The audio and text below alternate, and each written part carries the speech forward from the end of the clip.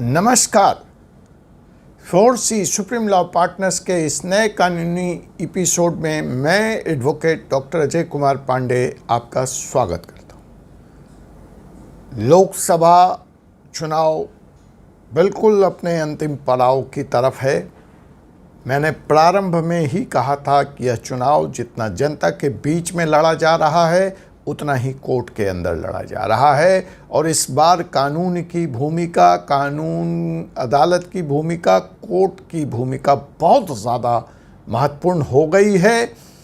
Campaign के दरमियान, model code of conduct लागू होने के दरमियान, और मैं अभी कह रहा हूँ कि चुनाव हो जाने, परिणाम आ जाने, सरकार बन जाने के बाद भी कोर्ट की भूमिका इस बार बहुत महत्वपूर्ण होने जा रही है। बहुत सारा कुछ इस चुनाव में ऐतिहासिक होने जा रहा है। महज इलेक्शन कमीशन का एक प्रोटोटाइप डेवलप करने का वादा कि इस देश में इलेक्शन कैसे कंडक्ट होंगे, देश आगे वन नेशन वन इलेक्शन की तरफ बढ़ रहा है।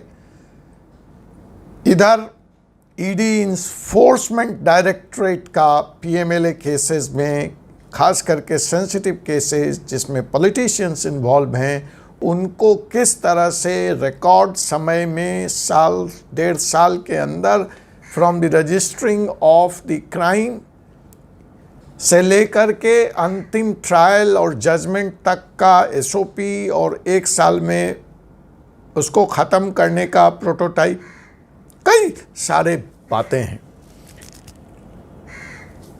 इधर अरविंद केजरीवाल और उनके पार्टी के दिग्गज जेल में बंद हैं। जमानत के सारे प्रयास फेल हो चुके हैं। कोर्ट से कई बार फटकार लग चुकी है, लेकिन केजरीवाल और केजरीवाल के समर्थक ऐसे हैं जो तरह तरह के कानूनी हथकंडे अपना रहे हैं और बड़ी अजीबो गरीबो डिमांड कोर्ट के सामने वो रखते हैं। आपने देखा उनका एक नाटक, वो नाटक था कि मुझे जेल से सरकार चलाने की, दिल्ली सरकार चलाने की अनुमति दी जाए। उससे पहले उनका नाटक था कि मॉडल कोड ऑफ कंडक्ट लागू है, इसलिए मुझे अरेस्ट न किया जाए। फिर उनका एक नाटक था, आपने देखा कि टाइमिंग को लेकर के, कि इधर जब चुनाव डिक्लेयर हुआ तभी मुझे क्यों अरेस्ट किया गया।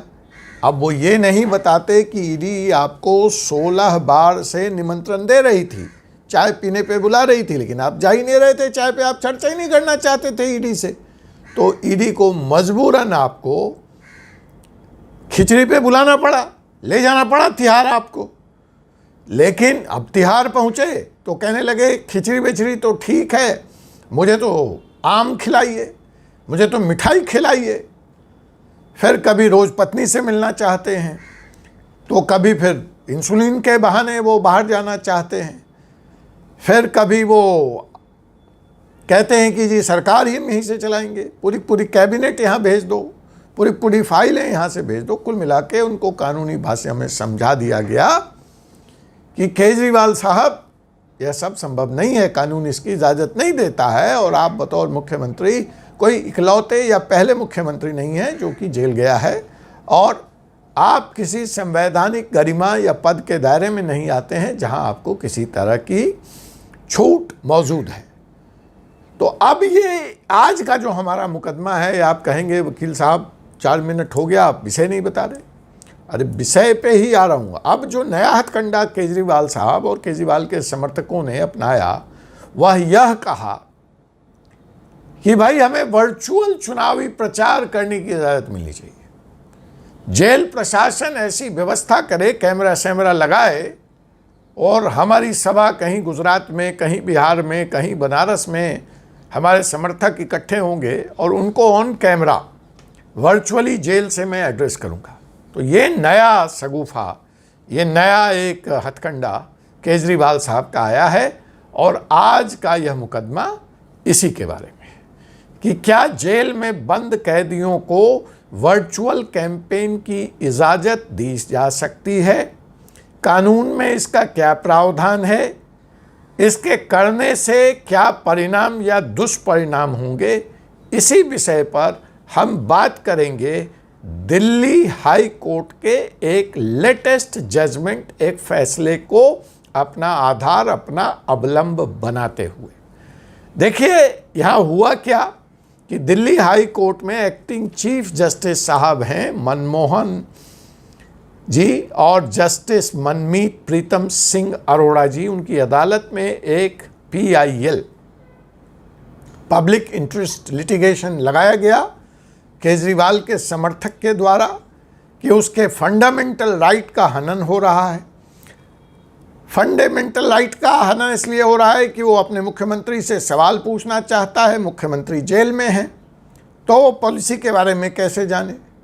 उसने यह भी कहा अपने प्रेयर में कि मॉडल कोड ऑफ कंडक्ट के दरमियान जो नेता गिरफ्तार हों उसकी सूचना अविलंब इलेक्शन कमीशन को दी जानी चाहिए। उसने यह भी कहा कि भाई अपने नेता को, प्रिय नेता को, जो जेल में बंद हैं, जो कन्विक्ट नहीं हुए हैं, उनको मैं सुनना चाहता हूं, तभी मैं अपना वोट तय कर पाऊंगा। तो ऐसे सारे बंद नेताओं को जो जेल में हैं, जो कन्विक्ट नहीं हुए हैं, वर्चुअल कैंपेन की इजाज़त दी जाए। यह इनकी लेटेस्ट कोशिश है।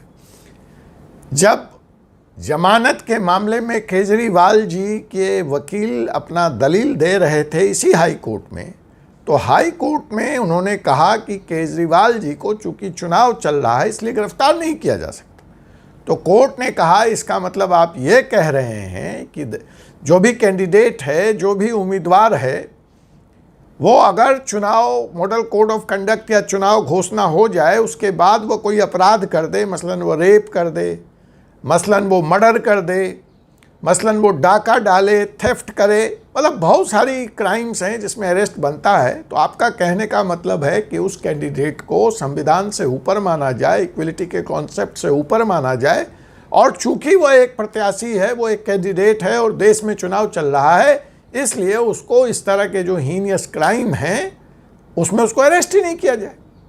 लेकिन केजरीवाल समर्थकों को और केजरीवाल जी को यह बात समझ में नहीं आई। दिल्ली हाई कोर्ट के जमानत के दरमियान जज साहब के कहे गए इस स्टेटमेंट से उनकी सेहत पे फर्क नहीं पड़ा। वो एक और PIL लेकर वहाँ पहुँच गए और इस बार उन्होंने कहा कि जी वर्चुअल कैंपेन करने की इजाज़त हमारे नेता को होनी चाहिए। जो इस पे दिल्ली हाई कोर्ट है उसने फंडामेंटल क्वेश्चन उठाया कि भाई आप हमसे इस तरह का डायरेक्शन देने की बात कैसे कर रहे हैं, हम कैसे कर सकते हैं, क्या हम कानून से ऊपर हैं? अगर हम कानून से ऊपर नहीं हैं, हम अदालत हैं, हमें जो कानून है उसी के तहत फैसला देना है, तो हम एक आदमी जो जेल में बंद है, हम कौन होते हैं ये डायरेक्शन देने वाले सरकार को कि आप ऐसी पॉलिसी बनाइए? ये तो सरकार का विषय है, सरकार तय करे। मौजूदा कानून में ऐसा कोई प्रावधान नहीं है, इसलिए हम ऐसी कोई छूट केजरीवाल जी को नहीं दे सकते। जो दूसरी बात, इस कोर्ट के इस प्रश्न पे जो पिटिशनर थे उन्होंने ये कहा कि सरकार तो इस वक्त है नहीं, मॉडल कोड ऑफ कंडक्ट लागू है, इसलिए यह काम कोर्ट को करना चाहिए। कोर्ट ने कहा कि आप सेपरेशन ऑफ पावर के कंसेप्ट को संविधान में अच्छे से समझें, हमारे बियॉन्ड है ये, हम ये नहीं कर सकते। और बदले में कोर्ट ने 2-4 तीखे प्रश्न पूछे।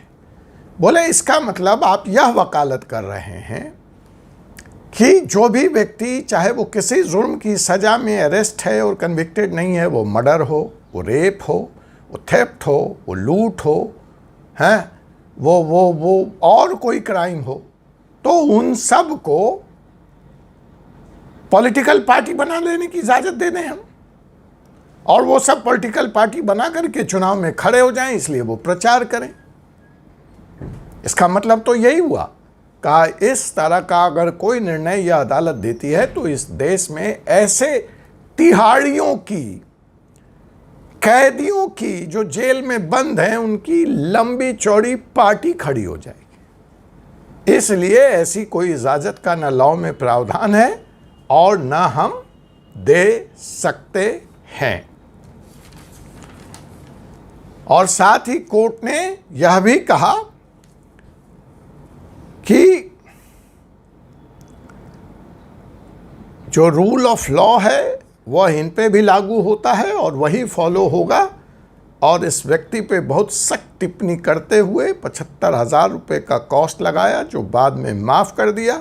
और इस तरह के फ्रीबलस और एडवेंचरस पिटीशन लगाने से उस व्यक्ति को सख्त हिदायत दी कि ऐसी कोई भी कवायद, ऐसा कोई भी एडवेंचर उनके स्वास्थ्य के हित में नहीं होगा। और आप कानून को समझें, सेपरेशन ऑफ पावर को समझें, पॉलिसी क्या है, कोर्ट का अधिकार क्या है, इसको समझें और फिर इस तरह का मुकदमा कोर्ट के सामने लेकर आया करें। अन्यथा इस गैर जिम्मेवाराना हरकत के लिए आपको भी सजा दी जा सकती है। मैं समझता हूं कि कोर्ट के इस सख्त रवैये के बाद, इस सख्त आदेश के बाद केजरीवाल और केजरीवाल समर्थकों को यह समझ में आ गया होगा कि तिहारी पार्टी निर्माण की, कैदियों की अपनी पार्टी निर्माण की, कैदियों के राजनीतिक दल की इस देश में कोई गुंजाइश नहीं है कानून में, संविधान में, और उनको ऐसी कोई भी इजाज़त नहीं दी जा सकती। उनको यह भी समझ में आ गया होगा कि जेल में अगर आप बंद हैं तो आपको कैंपेन करने की स्वतंत्रता नहीं होगी, भले ही आप किसी पॉलिटिकल पार्टी के मुखिया हों या मुख्यमंत्री हों। अगर आपको ज़मानत मिलती है तो आप कर सकते हैं, सुप्रीम कोर्ट का यह आदेश है। लेकिन ज़मानत नहीं मिलती है तो किसी भी तरह से आप कैंपेन का हिस्सा नहीं बन सकते। चलते चलते मैं आपको यह भी बता दूं कि अगर कोई व्यक्ति जेल में बंद है और अभी कन्विक्ट नहीं हुआ है तो वह चुनाव तो लड़ सकता है, वो अपना नामांकन तो कर सकता है, लेकिन कैंपेन के लिए वह बाहर नहीं आ सकता। और ऐसे कई अपराधी रहे हैं जिन्होंने जेल से अपना नामांकन भरा है और चुनाव जीता भी है। तो केजरीवाल साहब अगर इतने ही लोकप्रिय नेता हैं तो उनको कहीं से अपना नामांकन करके चुनाव लड़कर, उसी तरह से जो मनीष सिसोदिया हैं, जो सत्येंद्र जैन हैं या जो मानुल्ला हैं, उनको जेल से नामांकन भरकर जनता के बीच अपील करनी चाहिए। और अगर जनता को लगेगा कि हमारा नेता एक तिहारी हो, एक कैदी हो, एक जो एलिज्ड क्रिमिनल है, जो जेल में बंद है, वही हमारा मुखिया होगा, वही हमें रिप्रेजेंट करेगा, तो अच्छी बात है, जनता उसको जिता सकती है। धन्यवाद। जय हिंद, जय भारत। आपसे मुलाकात होगी एक ऐसे ही एपिसोड में, फोर्सेस सुप्रीम लॉ इंटरनेशनल के अगले एपिसोड में। तब तक मुझे advocate doctor Ajay Kumar Pandey, supreme court of India को अनुमति दीजिए। धन्यवाद। जय हिंद, जय भारत।